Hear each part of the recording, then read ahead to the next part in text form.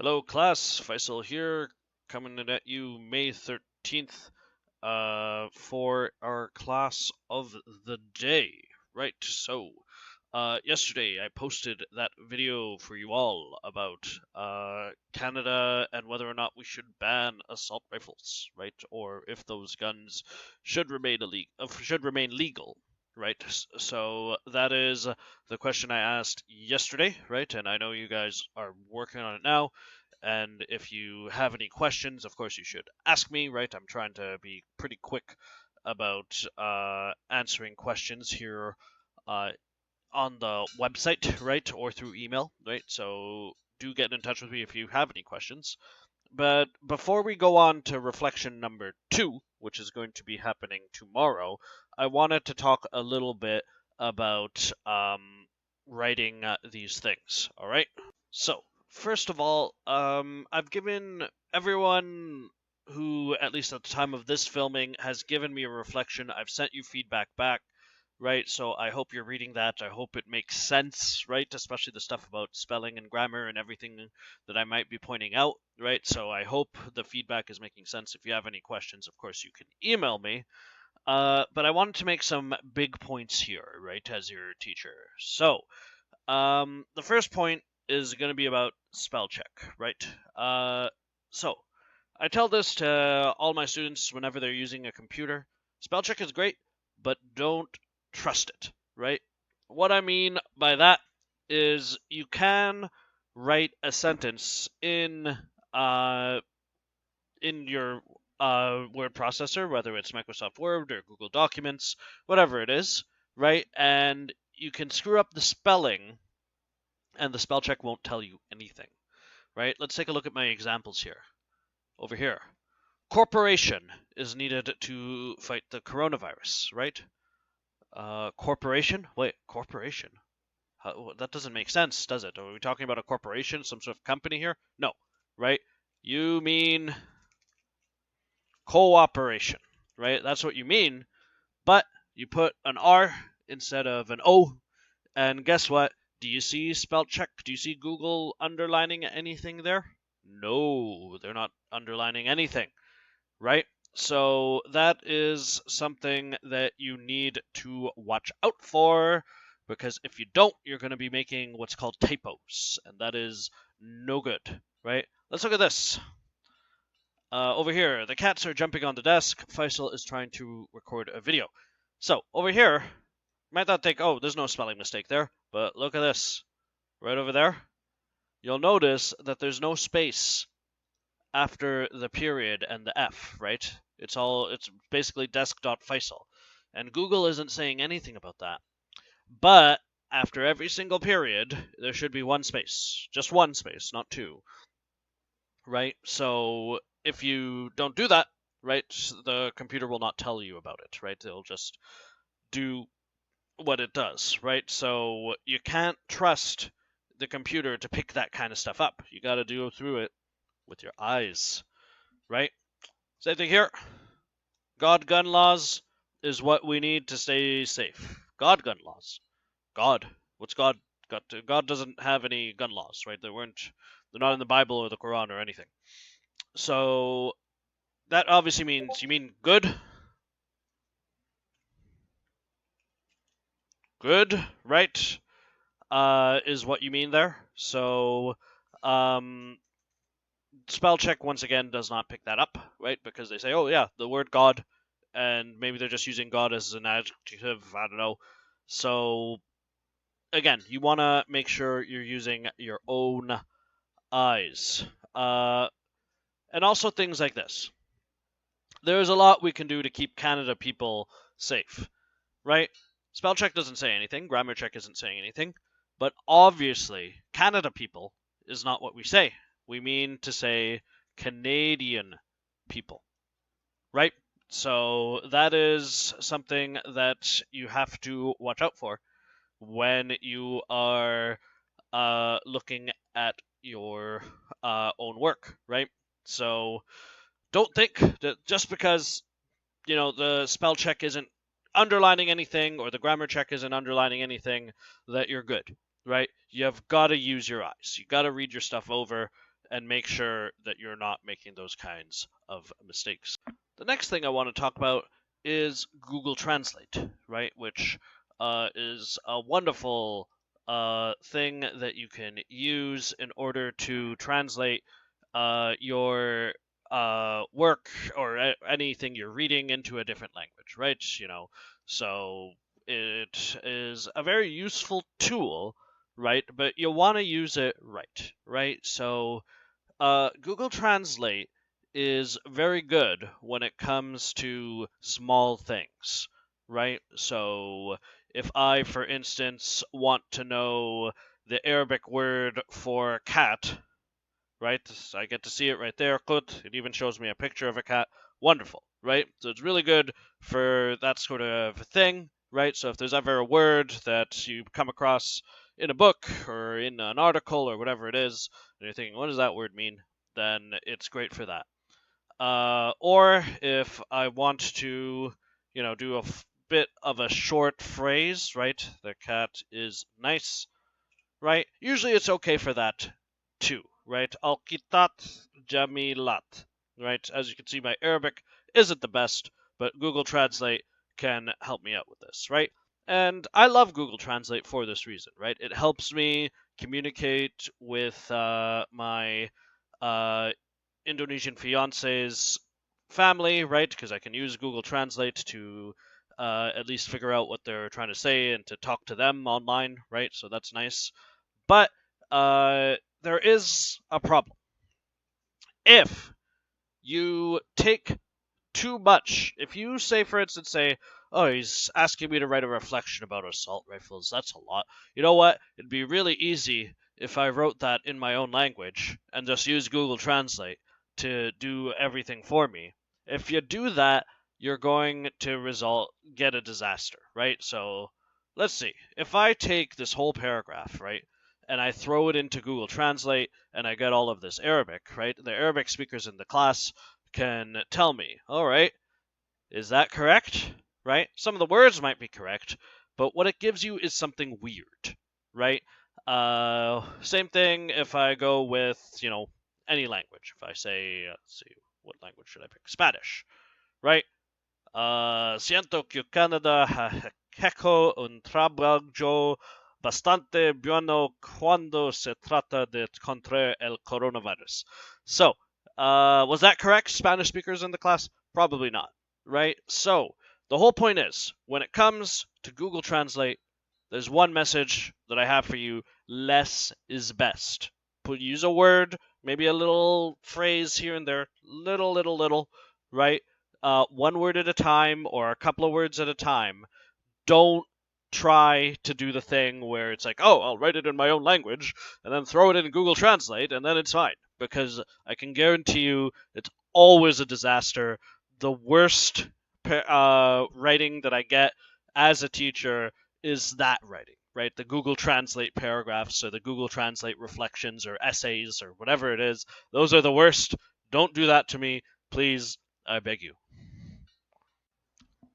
The next thing I wanted to talk to you guys about are some matters of style, right? So I'm going to be talking about style throughout the course, right? Because that's one of the most important things that you can get in your own writing. And this is one of those things where, it kind of sucks that we're all online here because, it's much easier to talk about this when I'm in the room and I can say, hey, try to write this, right? But obviously you guys are at home. So for now, what I will say is that there's some things you can do for your style that can really benefit your writing. So let me try to explain this as best as I can. So one thing you can do with your writing is add a little bit of dramatic flair, right? So part of being able to write persuasively does involve the way you're going to say it, right? It's not just about what you're saying, but the way you say it. And trying to say things a little dramatically and excitingly can make your argument a lot stronger and make it more persuasive, right? So let me try to explain what I mean by that with these two sets of sentences, right? So let's compare. in my first set of sentences, I have it like this. First of all, having an assault rifle ban is a good idea. Canadians should not have the right to have these deadly weapons, and the less of them we have, the better, and Canadians have no good reason to own these guns. Right? So, those sentences are meant to be just bland, right? Nothing exciting is happening. You're saying assault rifle ban is a bad idea. People shouldn't have those guns. Yeah, right? Pretty straightforward position there. Now, if we try to add a little bit of drama to this same bit of information, we might get a bit of a different result. Let's see what I wrote here. The assault rifle ban is an absolutely essential step forward for public safety in Canada. We cannot allow there to be blood spilled on our streets so that a few select individuals can own these guns for the benefit of their collecting obsessions. These gun owners can learn to collect stamps instead. So, this is trying to be a little bit more dramatic, right? Rather than just saying, people don't have a good reason to own these guns, I'm saying, well, these people can collect stamps instead of guns, right? So I'm trying to be a little bit more dramatic, a little bit more exciting, a little bit more forceful, rather than just saying, people shouldn't have guns, they don't need guns, right? So it's not just a matter of using different vocabulary. Like, I'm not trying to use any big words there, right? It's about phrasing, right? So the idea is if I say, first of all, having an assault rifle ban is a good idea, period, right? That's okay. It's a position, but no one's going to remember that. Whereas if I say the assault rifle ban is an absolutely essential step forward for public safety in Canada, right? That's a bit more forceful.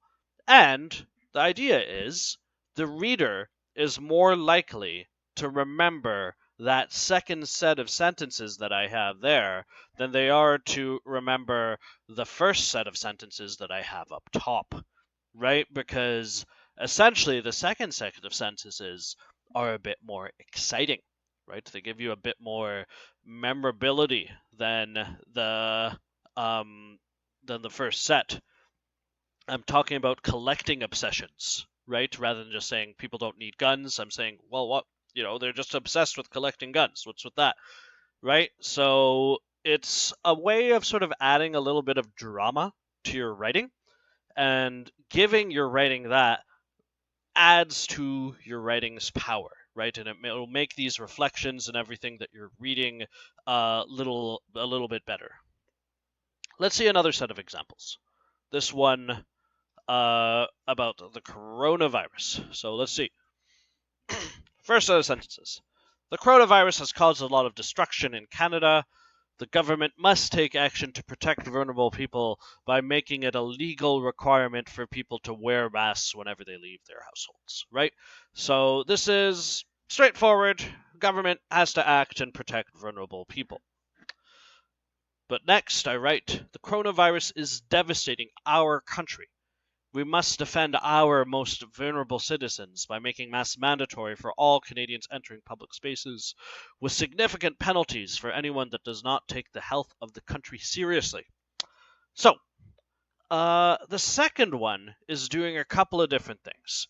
You'll notice that instead of saying in Canada, I'm saying something like our entire country. And instead of saying the government must take action, I say we, right, as in all of us, must defend our most vulnerable citizens, right? So I'm making it more personal, and that gives your writing a little bit more intensity, right? It makes it a little bit more urgent rather than just saying, well, the government has to do this. We say we need to do this, right? And that's part of what can make your writing a little bit more persuasive. Now, one, I guess, caution about this is that you might notice that the second one is a bit more forceful. It's a bit more intense, right? Over here I say, we must take action or the government must take action to protect vulnerable people by making it a legal requirement to wear masks whenever they leave their households, right? So there's nothing hostile in that language.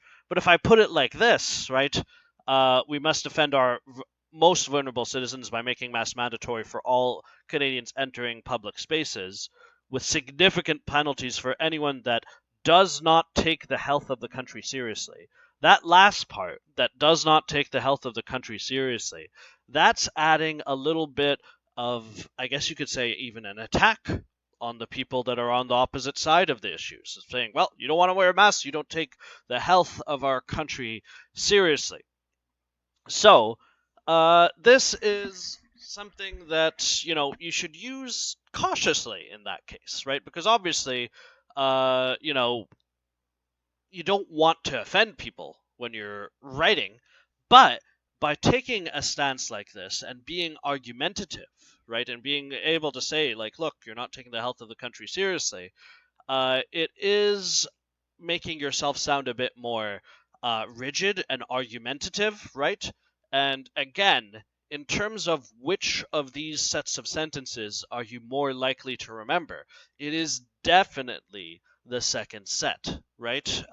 It's definitely the second person there that's making the stronger, more memorable argument, whereas the first person is just sort of saying, yeah, make it a legal requirement. So adding a little bit of drama to your writing can go a long way.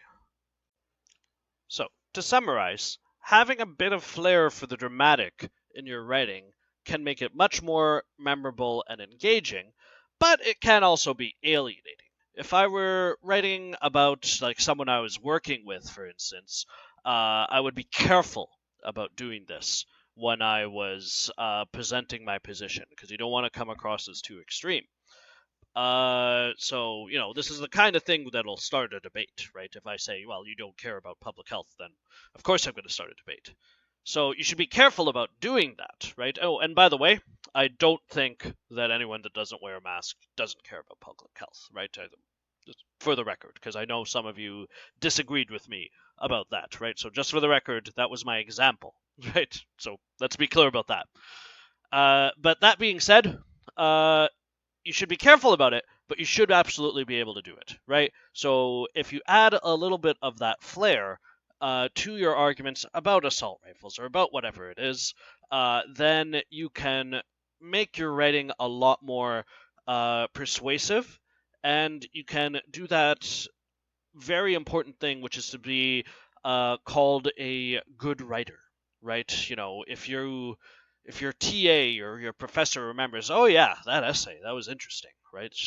Even if they don't really agree with it, right? That's what'll get you sort of ahead in the university setting, right?